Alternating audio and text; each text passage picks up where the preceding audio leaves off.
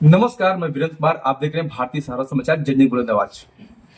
वीर योद्धा राणा सांगा पर सपा के सांसद रामजी लाल सुमन द्वारा संसद में टिप्पणी करने को लेकर पूरे देश में इस समय बवाल चल रहा है और जिसको लेकर करणी सेना ने उनके घर पर भी धावा बोला। इतना आक्रोशित। और आज करणी सेना के पूर्वांचल महासचिव गुलाब सिंह साहब हमारे बीच में हैं और आप फिर से 12 अप्रैल को आपने आह्वान किया वहां जाने के लिए। आइए उससे बात करते हैं। सबसे पहले आपको स्वागत है भारतीय सहारा समाचार में। पहले तो मैं सभी भाइयों को हर हर महादेव, जय श्री राम, जय मां भवानी। आप लोग करणी सेना के जितने भी साथी थे, पदाधिकारी थे, ये आखिर जो सुमन जी हैं, सपा सांसद हैं, उनके घर पर उनकी टिप्पणी को लेकर जाने की क्या जरूरत थी? उन्हें सदन में बैठकर अभद्र टिप्पणी करने की क्या जरूरत थी? वो संसद में बोले हैं, उन पर ऊपर कार्रवाई हो सकती थी और वो उनके ऊपर वहां बैठे लोग थे, लेकिन आपको इस तरह असंवैधानिक रूप से वहां जाने की क्या जरूरत पड़ गई? अगर वो संवैधानिक रूप से संसद में बैठकर गलत टिप्पणी ना करते तो शायद असंवैधानिक रूप से हमें उनके घर जाने की जरूरत ना पड़ती। वहां हिंसा का भी सामना करना पड़ा। वहां घायल कौन लोग हुए जो है? देखिए, जब करणी सेना वहां पे गई तो ऑलरेडी रामजी लाल सुमन तो मैं उन्हें नहीं कहूंगा, मैं उन्हें चूतिया लाल सुमन कहूंगा आपके चैनल के माध्यम से, क्योंकि ऐसा तुच्छ व्यक्ति मेरी नज़र में वही है। और जब हम उनके घर गए, हम तो वहाँ सीधी सी बात अपनी बात रखने गए थे कि रामजी लाल सुमन मिले और हम उन्हें इतिहास बताएं कि राणा सांगा का स्वर्णिम इतिहास है और आप इतिहास दोबारा पढ़िए और आप अपने शब्दों को वापस लीजिए। लेकिन वहाँ पे कुछ अलग ही तैयारी थी। उनके बेटे द्वारा वहाँ ऑलरेडी पीडीए के काफी कार्यकर्ता मौजूद थे, वहाँ हमारे ऊपर पत्थर बरसाए गए।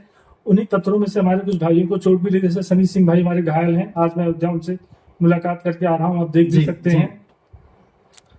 तो आगे आगे आप 12 अप्रैल को आपने फिर आगाज किया है। आपके सोशल आईडी के माध्यम से कुछ जानकारी मिली कि आप फिर से जाने वाले हैं, तो वहां फिर से किस लिए जाने वाले हैं आपको?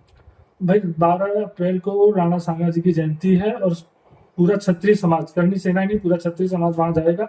हम राणा जी की जयंती मनवाएंगे और कोशिश करेंगे कि रामजी लाल सुमन से माफी मंगवाएं। कितनी संख्या में आप लोग वहां फिर से जाने वाले हैं? 5 से 10 लाख। 5 से 10 लाख ये पहली बार होगा अगर इतना भीड़ वहां गैदरिंग होती है तो ये पहली बार। लेकिन मुद्दा आपका जयंती शायद मेरे ख्याल से पीछे रह जाएगा, लेकिन मुद्दा यह है कि वो माफी मांगे, जो सुमन है सपा सांसद, उनकी माफी मांगने की जो जोर है, दबाव है, अगर नहीं मांगते तो शायद ये मामला और बढ़ सकता है। ऐसा आपके कहने के अनुसार मुझे लग रहा है।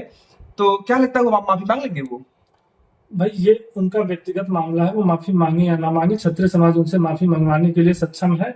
आज नहीं कल उन्हें माफी मांगनी ही पड़ेगी और नहीं माफी मांगेंगे तो फिर क्या मतलब?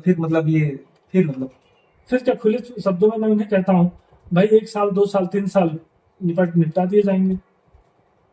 हालांकि बड़ा संवेदनशील ये वो आपका स्टेटमेंट है कि निपटा दिए जाएंगे, तो धमकी है, इस तरह है जो है असंवैधानिक है। लेकिन ये असंवैधानिक है, ये मतलब ये गैर कानूनी इस तरह ये है। भाई, अगर कानून और संविधान की चिंता उन्हें होती तो संवैधानिक पद पर बैठकर ऐसा स्टेटमेंट ही ना देते वो। इसके लिए क्या करणी सेना कानून को हाथ में ले लेगी?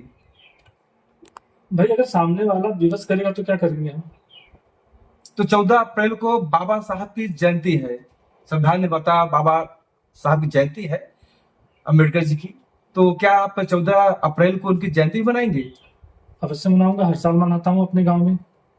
भाई, अम्बेडकर जी हमारे लिए एक सम्मानित व्यक्ति हैं, भारत के संविधान रचयिता हैं। मैं हर साल उनकी जयंती मनाता हूँ, इस साल भी मनाऊंगा। महापुरुषों का अपमान मैं न बर्दाश्त कर सकता हूँ, मैं करता हूँ। करणी सेना के पूर्वांचल महासचिव को सीधा सीधा कहना है कि वो किसी भी समाज के वो महापुरुष हो, किसी महापुरुष का अपमान बर्दाश्त नहीं किया जाएगा, वो चाहे राणा सांगा हो, चाहे किसी अन्य महापुरुष की बात हो। इसलिए शायद हम भी कहना चाहेंगे कि किसी महापुरुष की जो है अभद्र टिप्पणी नहीं करनी चाहिए। हालांकि ये आगे अब 12 अप्रैल को ये देखा सकता है कि करणी सेना क्या करती है। सुमन माफी मांगते हैं या नहीं मांगते हैं, या करणी सेना कोई आगे कदम उठाती है जो गैर संवैधानिक हो सकता है, गैर कानूनी हो सकता है। ये हम आपको दिखाएंगे आगे की खबर में। आपको बहुत बहुत धन्यवाद भारत बात करने के लिए। धन्यवाद आपका भी।